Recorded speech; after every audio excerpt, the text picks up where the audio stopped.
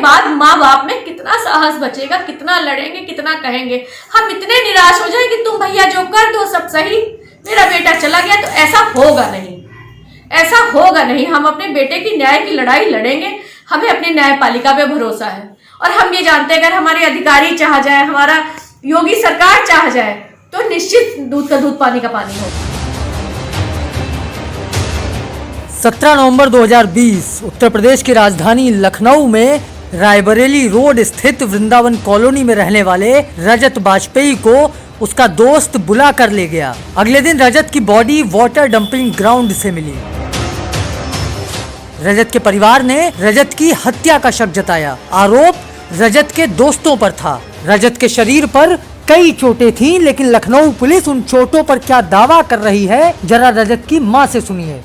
कि जो उसकी बॉडी पे चोटें थी, जो चोट के निशान थे, जो इतने कान में ऐसे चाबी से मारा हुआ है और यहाँ से उसका ऐसे ब्लीड कर रहा था कि जैसे लगा ब्रेन हेमरेज हो गया। उस ब्लीडिंग को पुलिस कह रही है कि सब मछलियों ने खा लिया। उस तालाब में जहाँ शार्क और व्हेल नहीं है, वहां मेरे बेटे को मछलियां खा गई इतना।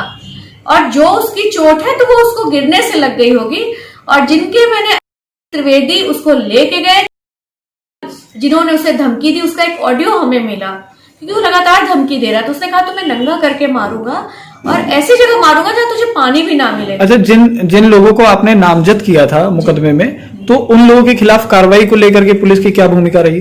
पुलिस की बड़ी अजीबोगरीब भूमिका रही और हमारे थाना प्रभारी जी ने उनको बुला के प्यार से पूछा तो बच्चों ने कुछ बताया नहीं। उन्हें बच्चे निर्दोष लगने लगे और जो मर गया सारा दोष उसी का था। इंस्पेक्टर जी ने इतना करेक्टर असैसिनेशन मेरे बच्चे का करा क्योंकि जो जिंदा थे उनके करेक्टर से जो मर गया उसको जज किया गया। अब वो जो बोल रहे हैं वो सब सच है। वो इतना सच है कि वो कह गया वो यहाँ छोड़ गया तो छोड़ गया। अब वो कुछ समझ नहीं पा रहे हैं, उनको समझ नहीं आ रहा। उन्होंने बहुत कोशिश करी, हमने भी कोशिश करी। हमारे पास भी सीसीटीवी फुटेज है जिनमें रजत कहीं आता हुआ नहीं दिखाई दिया, कहीं भी नहीं दिखाई दिया। पर इंस्पेक्टर साहब को पता नहीं कैसे उन पे भरोसा है।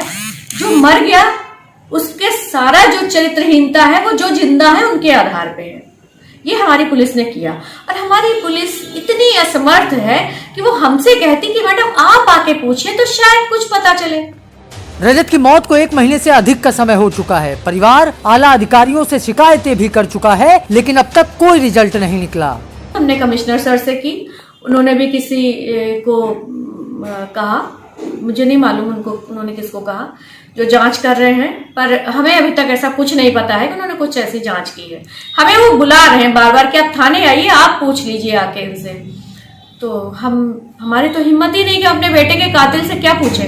अच्छा, पुलिस का झूठ कैसे बर्दाश्त करें? पुलिस का ये भी आरोप है कि कई जगह ये बात सामने आ रही है कि आपके बेटे पर भी आरोप लगाया जा रहा है कि बेटा ड्रग्स लेता था, है ना? तो वो लेते हैं ना, जो जिंदा है वो लेते हैं। मैंने तो पुलिस को कहा यदि आपने ब्लड, ये तो बिल्कुल कराना चाहिए था ना, पोस्टमार्टम के बाद उस ब्लड को रखना चाहिए था। आप ड्रग उसमें जांचते, आप उसकी एजिंग हमको बताते।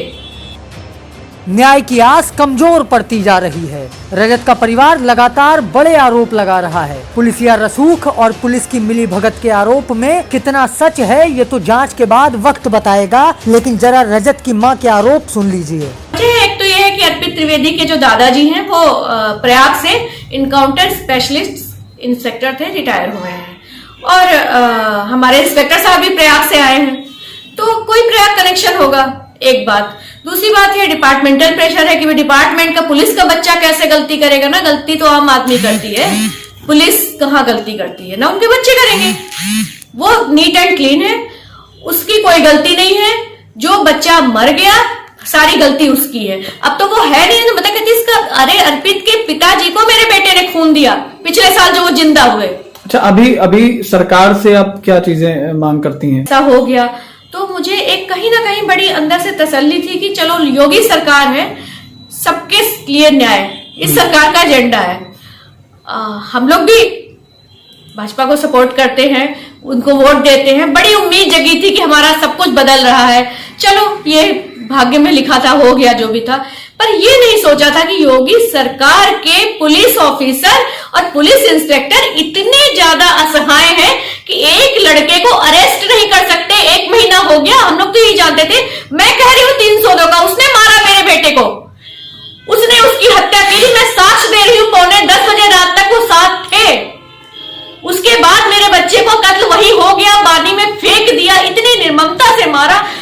कपड़े उतार के मारा, इससे ज्यादा नृशंस हत्या क्या होगी। और वो बता रहे हैं क्या हो सकता है उसने आत्महत्या की हो। आज तक कोई केस ऐसा नहीं होगा जो चड्डी भी उतार के आत्महत्या करता हो, और कपड़ों की तो बात छोड़ दीजिए आप। पुलिस ने आत्महत्या का शक जताया है, लेकिन कोई आत्महत्या क्यों करेगा, रजत ने आत्महत्या क्यों की, उसकी वजह क्या थी, इन सवालों के जवाबों को लेकर पुलिस खामोश है। हम बुढ़े ठेड़े 80 साल के नहीं है कि हमको लड़का जवान है नालायक हो गया तो डरा लेगा। उसकी नौकरी लग चुकी थी, 20 तारीख को उसका टिकट था, वो क्यों सुसाइड करेगा, उसको ऐसी क्या तकलीफ थी। अभी उसने एसएससी का पेपर दिया, उसके मैथ में 50 में 48 नंबर है एसएससी में, पर उसका सिलेक्शन नहीं हुआ क्योंकि उसकी जीके कमजोर थी।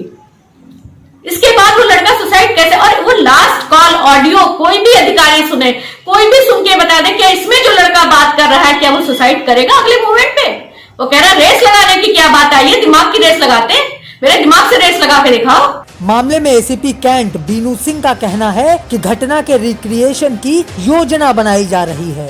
उसको सीन को रिक्रिएट करने के लिए गया हुआ है वहाँ पे ऊपर फॉरवर्ड होकर के, और सारी चीजें करके जो भी एविडेंसेस होंगे उस पर कार्रवाई की जाए।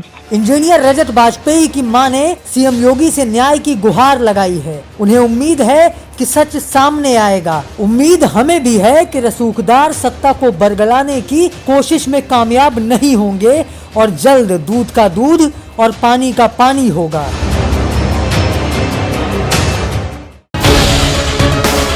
हाल बेहाल गांव, शहर, अस्पताल, बिजली, सड़क, पानी, कई सवाल। कितने में बिका ईमान, पूरी पड़ताल।